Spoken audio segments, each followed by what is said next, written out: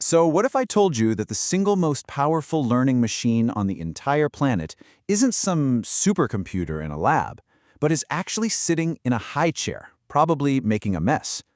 Today, we're going to dive into a pretty radical idea about how we really learn, and why a toddler, of all people, might just hold the secret. All right, let's start with a question for you. Who's the better learner? A PhD scientist with decades of training, surrounded by high-tech equipment, or a curious 4-year-old who's still trying to figure out how shoelaces work? Now, the obvious answer is probably not the right one. And the science behind this is just fascinating. Yeah, you heard that right. In a lot of the ways that really matter, it's the 4-year-old. According to developmental psychologist Alison Gopnik, kids are what you'd call natural Bayesian thinkers. Now, that's just a fancy term, but all it means is they are incredibly good at updating their beliefs when they see new evidence. Adults, on the other hand, we tend to get a little bit stuck in our ways. So how does this actually work? I mean, how is this possible? Well, the explanation comes from a place you might not expect: computer science. There's this really powerful metaphor that just perfectly captures these two totally different styles of learning. Okay, stick with me here. It's a concept called simulated annealing. Imagine you're dropped into a huge, hilly park, and it's super foggy. Your goal is to find the lowest point. At first, you'd make these big, wild, random jumps all over the place to just get a feel for the landscape, right? That's the hot phase. But once you land in what feels like a promising valley, you start taking smaller, more careful steps to find the absolute bottom. That's cooling down. And this is a perfect metaphor for how we learn. Kids are in that high-temperature mode. Their learning is messy, it's playful, it's all over the place. They're trying out the most improbable ideas. But adults, we operate in low-temperature mode. We're focused, we're efficient, we stick close to what we already know and just make small, predictable improvements. Gopnik talks about this amazing video she has of her son with an avocado. He wasn't just trying to eat it. No, he was running a whole series of experiments. He was banging the spoon on it, flipping it over, poking it. He was exploring every single possibility.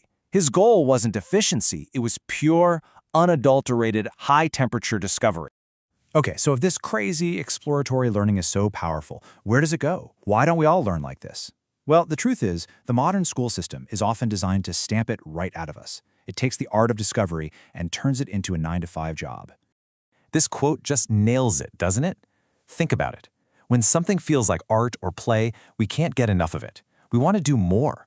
But the second it feels like work, our main goal becomes figuring out how to do the absolute minimum. School, with its focus on grades and homework, has a real knack for pushing us into that work mindset. And that's exactly why you hear the question that every single teacher dreads. Will this be on the test? Let's be honest, that is not the question of a curious explorer. That's the question of an employee trying to figure out the bare minimum to not get fired. The focus completely shifts from actually understanding to just passing. And the end result is that schools often don't teach science or history or math. They teach the skill of being good at school. It's a perfect example of something called Goodhart's Law, which basically says that when a measurement becomes the main goal, it stops being a good measurement. We start chasing the A+ instead of the actual learning. I mean, just imagine teaching baseball this way. For years, you only read books about it. Then, in high school, you spend all your time just practicing the throw to second base, over and over and over. It's not until graduate school that you finally get to play a real game. It sounds completely absurd, right? But honestly, that's pretty close to how we teach science and so many other subjects. We delay the actual doing for years. So if that factory model of school feels broken, what's the alternative? Well, the answer isn't some brand new tech. It's actually a much, much older idea: apprenticeship. It's about building learning around something a person is genuinely passionate about. The secret is to find a student's one thing. You know, that one project or passion that they just get completely obsessed with, whether it's building a robot or designing a video game. As soon as that project exists, learning completely flips from being a chore to being a necessary tool to get something done that you really care about. And this just transforms everything. All of a sudden, math isn't some abstract worksheet, it's the geometry you need to design a part for your robot. Language isn't a spelling test, it's the code you have to write to make your machine work. That knowledge gets mainlined directly into your brain because it has an immediate, real-world purpose. And what's cool is this also totally changes the role of the educator. You're not so much a teacher who just stands up and delivers information. You become a coach, someone who's actually lived a life applying the theory. Your job is to inspire a real outcome and guide the student through a real project, not just prepare them for a test. So all of this is really pointing to one fundamental truth about learning. Real, deep learning is almost never passive.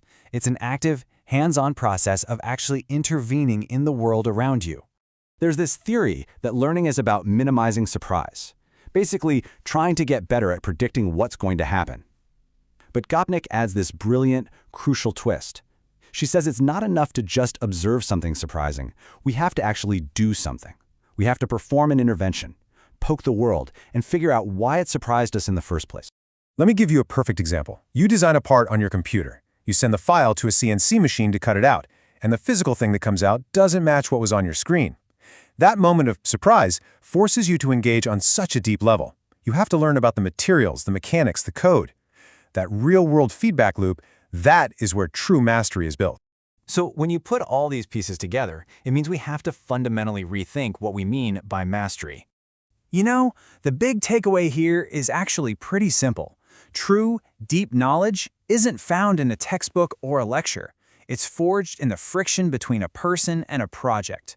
It's in the struggle, the surprises, and all those little interventions where real, lasting knowledge gets built. So, we'll leave you with this question to chew on.